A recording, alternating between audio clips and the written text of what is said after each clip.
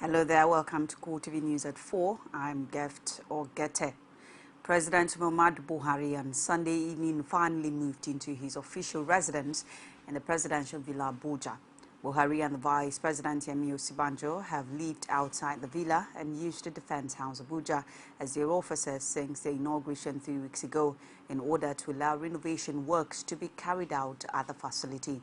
The president's wife, Aisha Buhari, had moved into the official residence since last Thursday. Buhari, who returned to Abuja from Katsina State on Saturday, began the movement of his property to the seat of power on Sunday evening. Bishop of the Kalba Diocese of Anglican Communion, Tunde Adele, on Sunday advised President Muhammadu Buhari not to discard the report of the National Conference conducted during the administration of his predecessor, Goodluck Jonathan. This came just as the bishop called on Nigerians to pray for President Buhari in order to defeat the Boko Haram insurgency. Adele said this in Calabar during a news conference on the state of the nation. He advised the Buhari administration to look into the report of the last National Conference and implement the areas that are beneficial to the masses. According to him, the conference was the only time that Nigerians truly came together to discuss about the affairs of the country. He commended the president for his efforts in drawing international support for the fight against Boko Haram, adding that Nigeria could not do it alone. The cleric described the resurgence of the sect activities in parts of the country as a big problem for the new administration. He, however, said that Buhari had started well by seeking more collaborative efforts from the international community to tackle the menace head-on. The current crisis rocking the All Progressives Congress worsened on Saturday when senators loyal to Senate President Bukola Saraki vowed to resist alleged moves by the APC national leader Bola Tinubu and other party chieftains to impose Senators Ahmed Lawan and George Akume as the Senate leader and deputy respectively. Ahmed Sani Yerima and Danjuma Goje, who spoke for journalists in Abuja, specifically declared that the plans by the leadership of the APC to fill the remaining 4 principal office positions with ranking members of the Senate Unity Forum was totally unacceptable. The remaining leadership positions yet to be filled in the Senate include Senate Leader, Deputy Senate Leader, Senate Chief Whip, and Deputy Chief Whip. The APC leadership had allegedly been perfecting an arrangement which would see Lawan emerging as the Senate Leader and Senator George Akume as his deputy. The pro-Lawan group, which has the backing of Tinubu, was also said to have picked Professor Olushola Adeyeye Oshun as the Senate Chief Whip, while Abu Ibrahim from Katsina State would be his deputy. But Sani Yerima, a former Senate Deputy Minority Leader, and Goje, a former governor of Gombe State, insisted that the pro-Saraki like-minded senators would resist imposition of principal officers on the chambers. Former Vice President and Chieftain of the All Progressives Congress, Atiku Abubakar, has warned of the danger in any individual or group and the ruling party constituting themselves into an opposition before the composition and takeoff of the Buhari government. He also exonerated himself from the purported hijack of the party and the National Assembly ahead of 2019. The former vice president said this while speaking for the first time on issues surrounding the emergence of Bukola Saraki and Yakubu Dogara, the Senate President and Speaker of the House of Representatives. In a press statement released by his media office in Abuja on Sunday, Atiku described ongoing development in the party as the interplay of forces and interest. He, however, noted that such political interest should not be promoted to the point of being a threat to democracy and the new administration. He also urged APC members to emulate the unity of all the presidential contestants after the party's Lagos primaries and support the president to form his government and get to work. Atiku noted that the recent outcome of the National Assembly election are product of interplay of politics, which according to him is itself in constant motion. The APC chieftain also denounced what he described as the increasing determination of some people to draw a wedge between President Buhari and himself. The Action Group Caucus of the All Progressives Congress has warned members ganging up to fight the national leader of the party, Bola Tinubu, after benefiting from her support, that they would live to regret it.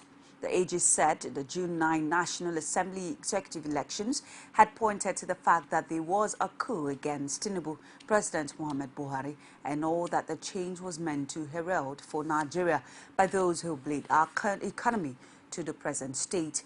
In a release signed on Sunday by its spokesperson, Segun Dikpe, the group observed that some elements believe that they could maintain their popularity only by de-integrating Tinubu and telling lies against him. According to APC AG, Tinubu has been there for a while, is a long-distance runner and will surely survive their intrigues. Nigerians who agitated for the change and made great sacrifice to get it will for sure be the loser for it. The group stated that the history of Nigeria was replete with such acts of betrayal and its attendant repercussions. The recent development in the nation's political arena with the emergence of leadership in the National Assembly and State Houses of Assembly, a joint leadership between two political parties, has been described as a healthy development for the nation's political maturity. This thumbs up was given by two former speakers of the Plateau State House of Assembly in a chat with our Plateau State correspondent. Details in this report is presented from our studios. With the Plateau State House of Assembly following the trend set by the Senate in the emergence of its leadership with the Speaker Peter Hazy and his Deputy Yusuf Gadi from the All Progressive Congress and the People's Democratic Party respectively, commendation has come for the legislatures in the move. For John Clark the Bowen, a former Speaker of the Plateau State House of Assembly, this shows that the nation's politics is fast maturing and partisan inclinations are no longer important for the welfare of the people. I think in a very straight word, I will just say that this is serious growth in democracy, because if it has to do with democracy, it has to do with the nation or the state, not party and also not individual. So this is a clear indication that our democracy is speedily maturing. For this former speaker, it's Fanus Mwansa, his role in midwifing the emergence of the new State House of Assembly leadership, with the emergence of Speaker and Deputy Speaker from different parties, is one it did to ensure the continued cohesion and development of the state. This is a new government coming in place, and we feel that we owe it a responsibility to start on a very smooth and clean note by agreeing with ourselves. We are going to be working as a house for the next 4 years, so the starting point is also very important. It will lead us into the future. So I think what I did was in the best interest of the House, the system, and of course the government in general. Though many have commended the emergence of the joint leadership by the Senate and some state houses of assembly, others have also called for caution. But for this former Speaker, John Clark the Bowen, party leaders and all Nigerians should accept this new arrangement to ensure a truly independent legislature. Well, if there's opposition to this kind of arrangement, I think maybe it's maybe an issue of maybe interest, or it was not properly done as expected. But I think the hollow chamber is a hollow chamber that people exercise their right. But to the best of my belief, party has a principal role, of course. For the former speakers, this trend may be good as former members of the legislative arm of government, but time will tell indeed if it's a good development for the nation's democracy. Kano State Governor Umar Ganduje has constituted the State Executive Council with the swearing-in of 13 new commissioners at the well-attended ceremony in Kano. Ganduje urged the newly sworn-in members of the State Executive Council to be diligent in their duties and serve the people well. He ordered that the state government is cutting down on the salaries of political office holders by 50%.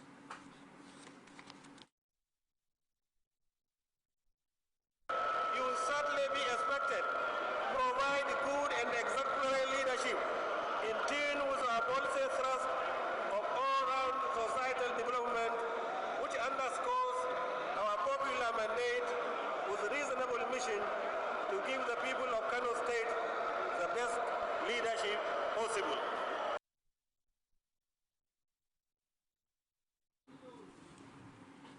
Jigawa State Governor Mohammed Baduaru says his administration has concluded plans to empower 8,610 across the state.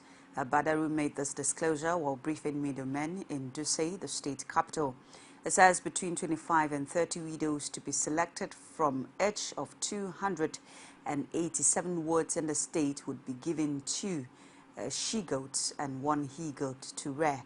The governor says the initiative will assist the women in taking care of their children.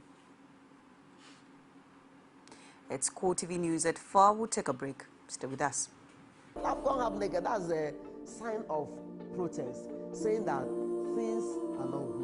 Women share the most amazing thoughts when it's close to the time our people will protest naked. on national issues. That was on their own point. That was an accident. That is different. And they do it Politics is about being a servant. passionately. Without a woman, there will be no success at all. Sharing the adorable word of women There are some women who have what it takes. in politics. Margaret Thatcher, Iron Lady. When she's too soft, she's too soft. Only on CoreTV News. Welcome back. Now, do not forget that for more information on CoreTV News, you can reach us on our social media platforms, Facebook, facebook.com/CoreTV News. On Twitter at CoreTV News NG. And on YouTube at youtube.com/CoreTV News. As part of efforts to move the People's Democratic Party forward, its governors will meet in Abuja on Monday to discuss ways of getting a new national chairman for the party. The meeting, which will be presided over by the chairman of the forum, who is also the governor of Ondo State, Olusegun Miko, is expected to discuss how to get a substantive chairman for the party. The party's former national chairman, Adamu Muazu, was pressurized to resign by some members of the party, including governors, following the disastrous outing of the party during the last general election. Since his untimely exit on May 20, the deputy national chairman of the party, Uche Secondus, has been acting as the national chairman of the now opposition party. The party is, however, said to be looking at the Northwest to get Muazu's replacement due to its zoning formula. For the second in the last 2 days, another group led by former Akwa Ibom State Governor Godswill Akpabio has visited former President Olusegun Obasanjo for consultations at his hilltop residence in Abeokuta. The group, which also includes Akwa Ibom State Governor Emmanuel Udom and former prelate of the Methodist Church of Nigeria, Sunday Mbang, however, say they were in Abeokuta for what they described as appreciation visit. Details in this report by Omotayo Alo. The former president of Nigeria, Olusegun Obasanjo, has been in the news lately due to his residence becoming a mecca of sort, just as it was prior to the 2015 elections. The latest group to meet with former president was led by former Akwa Ibom State Governor Godswill Akpabio. After a time out of the elder statesman, the leaders of the Land of Promise say the visit was to thank the leader for being supportive of the African project, as he was described as a father of nation by the Dole. And I've never heard him say so. PDP remains the only party that in every single unit in this country, every little child will know a PDP as a party. In a place like Akwa Ibom, I keep saying so, PDP is even like a religion. Short of somebody who stands in the church to lead praise and worship, instead of saying praise the Lord, saying PDP. So nobody can say such a party is not a formidable institution in this country. It's still one of the largest parties in Africa in terms of membership and spread. Commenting on the last election, the former governor Godswill Akpabio stated that the judiciary have the right to hear cases brought to the tribunal, but maintained that PDP is an household party in the state which was destined to win even if elections were conducted 5 times in a row. I actually believe in the will of God, and I believe that the judiciary is still alive to its responsibilities, and that the judiciary remains the hope of the common man. And so the Akwa Ibom Election Tribunal, it's normal for people to challenge an election after the election has been done. But like the governor pointed out, PDP is like a religion in my state. And I know it is so in many other parts of the federation. So even if we do election 5 times in Akwa Ibom, PDP will win 5 times in Akwa Ibom. So the word is no shaking. While asserting that there was no regret in his 8-year rule, Akpabio enjoined senators to support any move to reduce cost of governance in order to save money for the president to carry out developmental projects in the country. The Lagos State chapter of the People's Democratic Party says it will want Governor Akinwumi Ambode to probe its predecessor Babatunde Fashola's 8-year administration. The PDP also expressed its displeasure of what it described as a slow start of the new government, saying it wants Ambode to hit the ground running. The party, in a statement issued on Sunday by its publicity secretary, Taufik Gani, said the inability of the incumbent governor to probe Fashola and begin in earnest development works in Lagos was a bad omen for any meaningful development in the coming 4 years of this administration.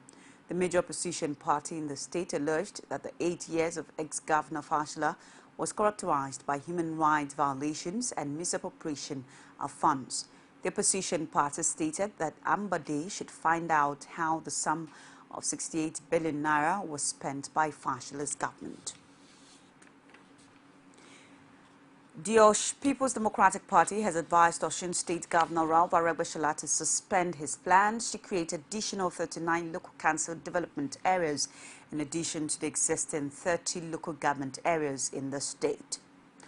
The Director of Media and Strategy of the PDP in Osun State, Durand Odeyemi, gave this advice in a statement in Osogbo on Sunday. According to the opposition party, the situation on the ground does not call for creation of new councils when the existing ones have not got enough funds to make them impact positively on the lives of the people at the grassroots. The last House of Assembly, which had all its members from the ruling party, had some days before the expiration of their tenure passed a bill to establish 39 additional local government areas. This followed the outcome of a referendum conducted by Osun State Independent Electoral Commission. This was presided by the bill sent to the House by the governor to seek the lawmakers' approval for the creation of the new council areas. The PDP stated that rather than taking into consideration the peculiar needs of Osun State and its financial capacity, the governor was busy copying Lagos State programs even when they were not needed in the state. Efforts to get the reaction of the governor to the PDP's advice was unsuccessful, as inquiry sent to his media aide, Semiye Okunlawon, was still being expected as at the time of filing in this report. The People's Democratic Party in Ekiti State has alleged that the recent workers' verification exercise in the state has revealed how over 4 billion entitlement of workers was diverted to the All Progressives Congress. The party alleged that ghost workers dictated during the exercise was among the methods used to perpetrate the fraud by former Governor Kayode Fayemi's administration. In a statement by the State Publicity Secretary of the party, Jackson Adebayo in Ado-Ekiti, the party claimed that some of the civil servants who collaborated with the APC in the shady deal and who claimed that they were changed exposed the deal.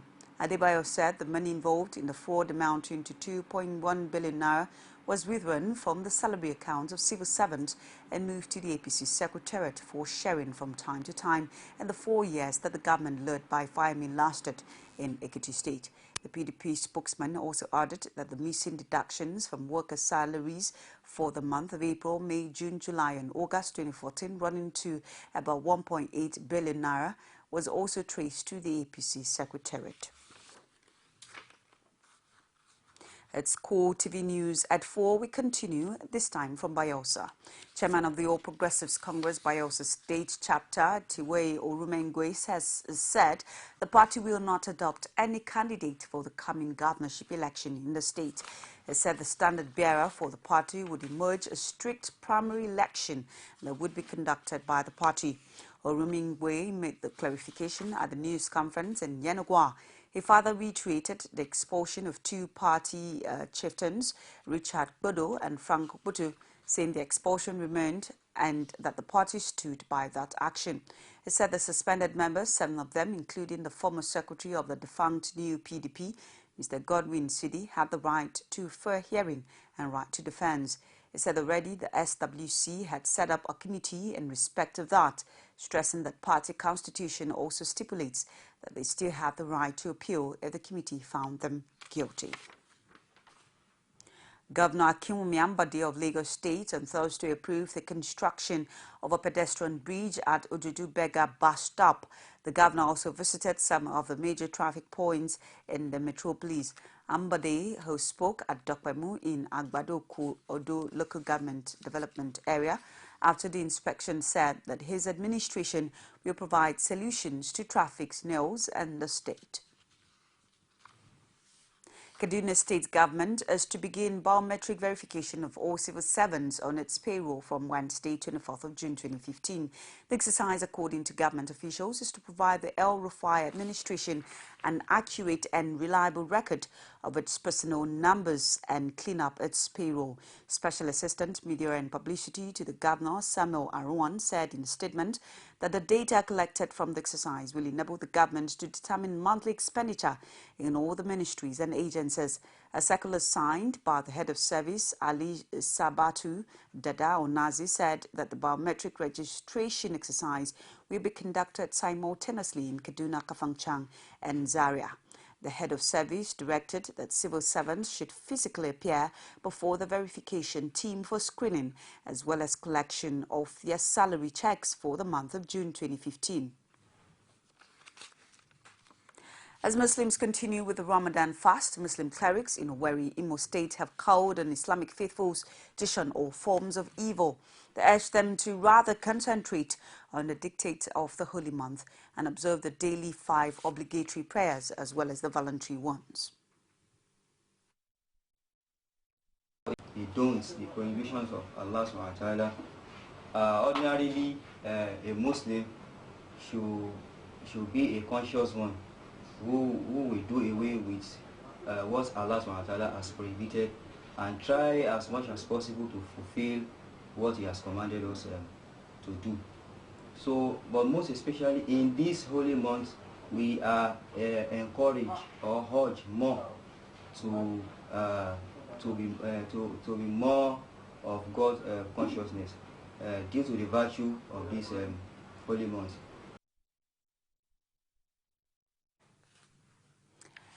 Saking Hausawa, who is the head of the houses in Imo State, in a chat with CoreTV News in his palace at Amma Hausa community, admonished his followers to observe the holy month diligently. Used to gather in the mosque. I used to lecture them that please, this month is the holy month. We're going to send the Holy Quran for us to the Muhammad Rasulullah sallallahu alaihi wasallam.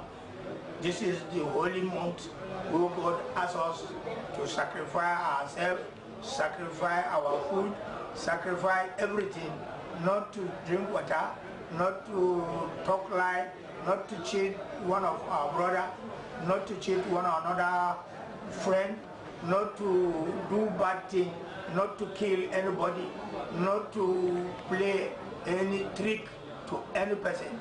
Please just continue in your fasting and holy fasting as holy like yourself. He also called on Muslims across the country to take advantage of the holy month and pray to God for the development of Nigeria. The senator representing Lagos West Senatorial District, Solomon Adeola, has called on Muslim faithfuls in his district and beyond to use the month-long Ramadan to pray for peace and development of Nigeria. Adeola, who spoke through his media advisor Kayode Odunaro, stressed that he had no doubt that Allah answers the prayers of those who pray diligently in the month of Ramadan. He charged Muslims to use the period for reflection of their faith and their relationship with the Creator. The lawmaker called for togetherness and harmony with members of other religious background. He states that Islam is a religion of peace and that harbors no form of violence, calling for members to live by the Holy Book. With the issue of the fuel subsidy still on the front burner, the Center for International and Advanced Professional Studies has put together a seminar with the theme, Fuel Subsidy, a closer look, to take a closer look at the situation. Precious Kingston, who was there, has more in this report presented from our studio. The issue of fuel subsidy is one that has become the proverbial bull in the china shop for Nigeria. With this in mind, speakers at the seminar gave an account of what they believed can be done to address the issue. First to speak at the event was Henry Boyo, an economist who made an analysis of the current state of affairs and what can be done to ensure that the nation overcome its perennial fuel crisis. If you believe that Dangote's refinery would add more, maybe it would make supply very accessible, but in terms of price, things may not really change. Also speaking at the event, Tosin Adeyanju, whose speech was aimed at finding out if the people really have access to the subsidy, disclosed that it is only thing Nigerians get from the federal government. He added that its removal will only exacerbate the already gloomy economy outlook of the nation. Director of the Center for International and Advanced Professional Studies, Anthony Kila, in his contribution, says subsidy should remain until there is a compelling reason for its removal. For me, I'm an advocate of subsidy should stay because I believe that's the only thing Nigerians enjoy. In terms of social services, it's difficult for us to see what the government really offers. My stand is that they should leave it until they show us that they have a moral authority to take it. Because if the people saying I'm going to remove fuel subsidy and do something else with it, our people will see as people who are going to use it for their own private interest, then they should leave it, because that's the only thing people have. But if the government can make a case to say, look, this fuel subsidy is unaffordable, and this is what we're going to do with the money, and this is what we're going to do with those people who have stolen the money before, then I'll be with them. But for Mobolaji Aluko, subsidies should be on commodities that have a direct impact on the lives of the masses. Somewhere along the other, they have decided to put a subsidy somewhere in which everybody enjoys that subsidy, whether it's in education. When you say education is free, you are subsidizing it somehow. Food is cheap, somehow it is being subsidized. Fuel is something, it is being subsidized. So let's first get away from whether there should be subsidy or no subsidy. The question is, on what should we have the subsidy and how should it be managed? This participant, Barbara Udo, told CoreTV News that the controversy over fuel subsidy seemed fishy to her. My take is that I have noticed there's a ghost thing about it. Fuel subsidy, fuel stay is a ghost. I don't know what it is. I don't know what it is it's doing for us or the people out there.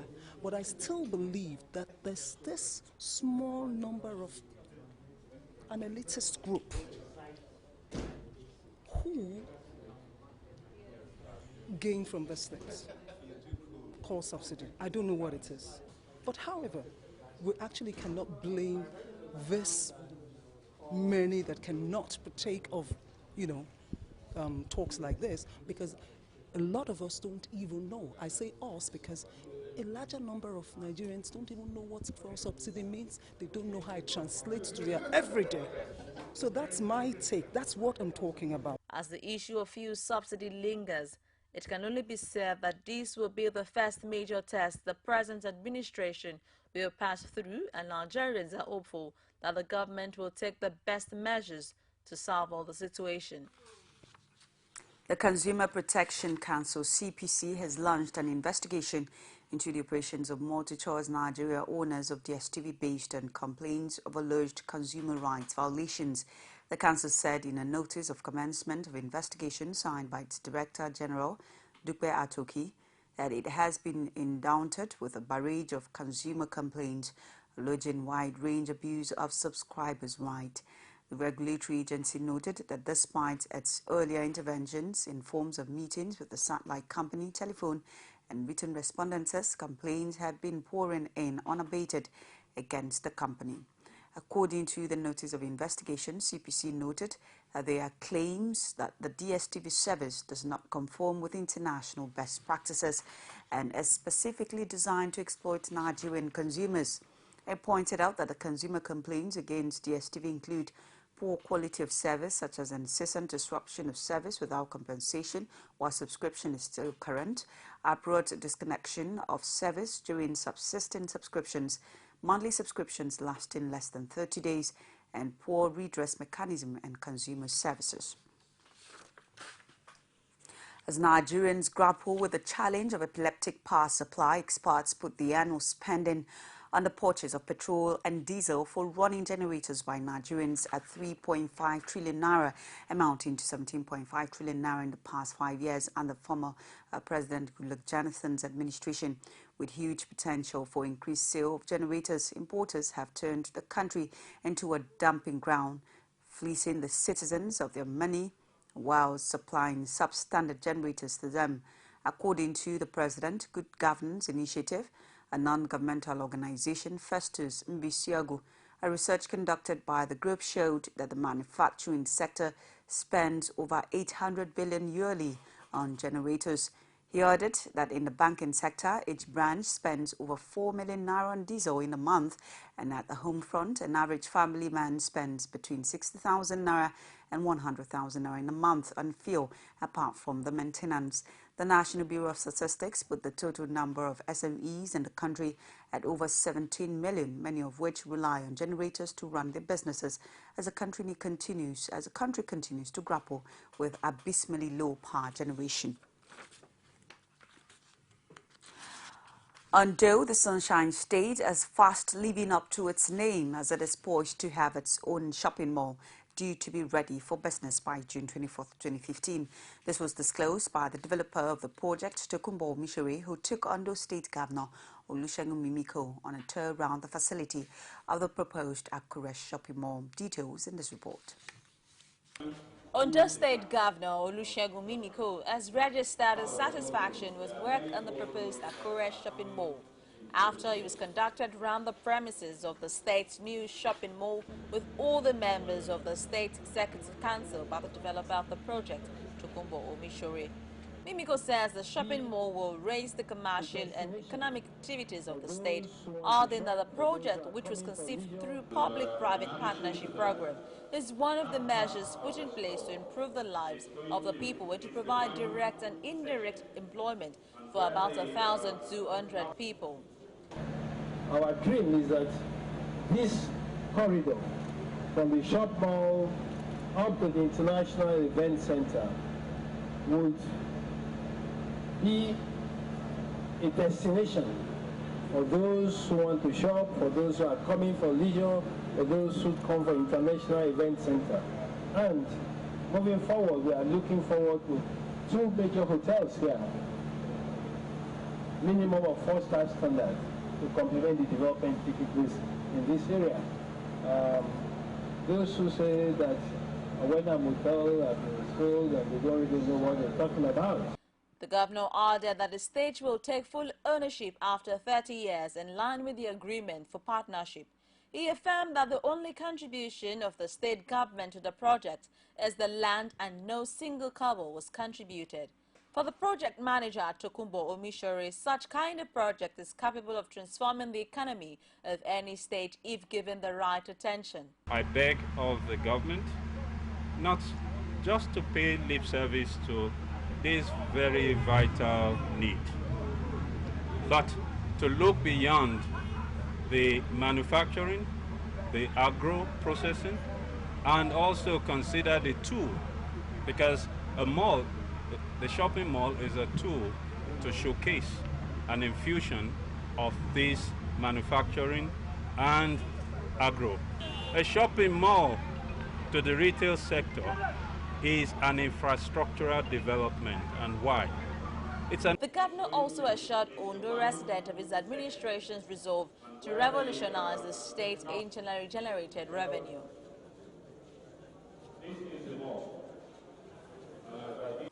Exports and standards regulation and maintenance in Africa have converged to promote sustained productivity and trade on the continent. Speaking at the opening of a 3-day forum for heads of national standards bodies in Africa, they insist that effective harmonization is important if Africa must move above its 3% involvement in world trade. The father explained that harmonizing trade standards will remove restrictions between countries within the continent, thereby allowing them to break new frontiers.